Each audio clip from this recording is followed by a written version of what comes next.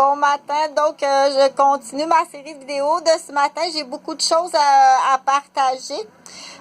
Tu peux pas mettre, on dit, mettre en prison certaines personnes. On dit la prison de communication. Donc, entre autres, sur mon Facebook, j'ai mon oncle, j'ai mon tonton préféré, mon oncle Rosaire. De toute évidence, c'est soit une fausse inscription Rosaire, ou bien il n'y a aucune communication sur Facebook, ni moi. Je suis vraiment dans une boîte de communication, email, Facebook, en papier, la boîte de papier. Et puis, on dit sous le trimètre. Donc, j'ai mon oncle Rosaire aussi qui est dans cette situation-là. Il y a plusieurs personnes qui sont dans cette situation-là. Parfois, avant qu'on réalise qu'on est dans une situation de contrôle, de communication, ça peut être très long.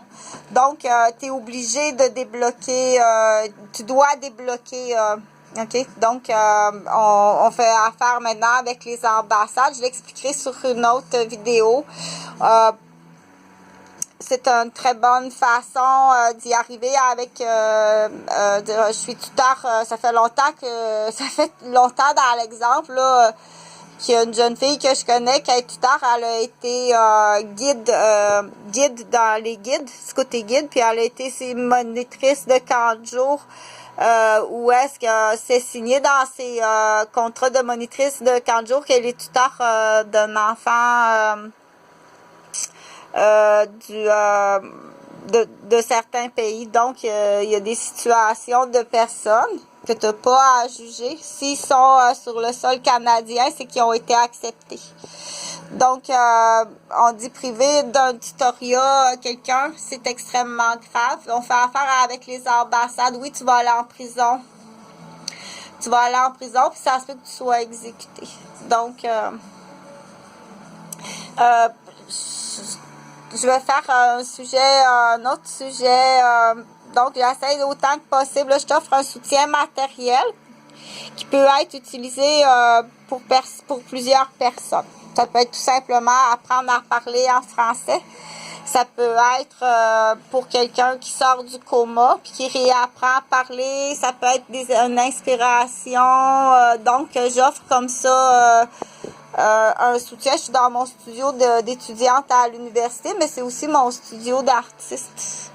C'est aussi mon studio de travail où est-ce que je fais de la vidéo.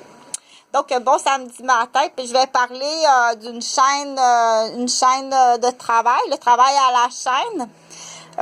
S'il te plaît, partage, c'est vraiment important. Je vais essayer de te faire comprendre. C'est là qu'on dit embarque dans les bottines du petit bébé pour l'expliquer, ou embarque dans les bottines du petit enfant de 6 mois et plus pour l'expliquer, ou embarque dans les bottines de quelqu'un qui est spécialisé, puis tu dois l'expliquer. Donc, on ne pas prendre pour acquis que quand on parle, que c'est compris. Donc, il faut pas non plus que tu fasses semblant de comprendre parce que tu es gêné de pas comprendre.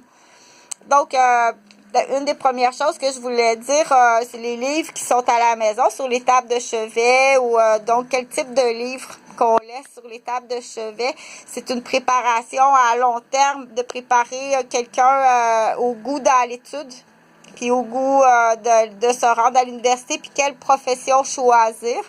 Donc là, on va parler les choix. C'est sûr que sur la table de chevet, on retrouve ce livre-là. C'est le fun à lire, à faire des choix. On peut le feuilleter pendant longtemps, pendant des années. Ou bien une revue de tatou ou une revue, des revues peu recommandées. Donc, il y a des livres, des revues qu'un enfant ne doit pas voir. Il n'est pas supposé de voir ça. C'est pas juste « Oh, je m'excuse, je vais ramasser mes revues ». Non. C'est un acte criminel à ça. Puis il faut que l'acte criminel soit signé. C'est signé. Donc, je vais parler du travail à la chaîne. Le travail à la chaîne, on dit il y a un calcul qui est fait. il y a un calcul qui est fait au travail à la chaîne. Je vais donner un exemple. Je vais donner un exemple. Admettons, cette fille-là qui est ici est quand même assez jeune. Je prends cet exemple.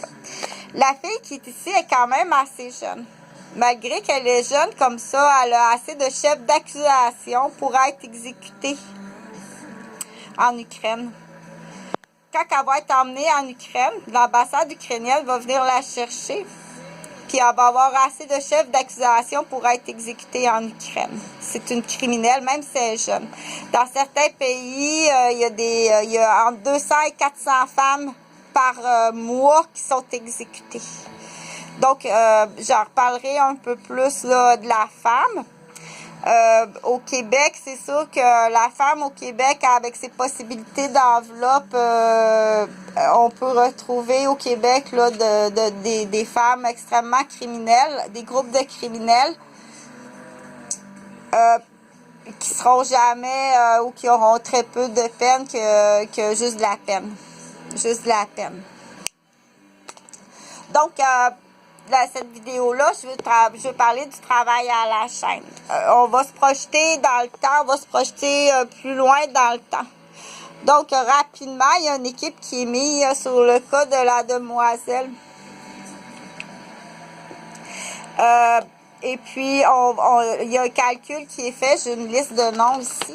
Il y a un calcul qui est fait bien précisément qu'à un moment donné, dans ses actes criminels, elle s'en va à Montréal sous un autre nom avec un autre porte-monnaie. Faire un acte extrêmement criminel.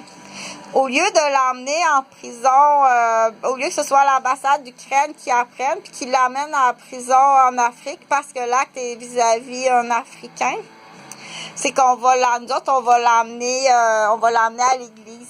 C'est ça qu'on va faire. On va l'emmener à l'église à la place. Puis, au lieu de laisser traîner des revues de tatou, on va mettre des belles revues puis des beaux livres à sa disposition, de la bonne nourriture, de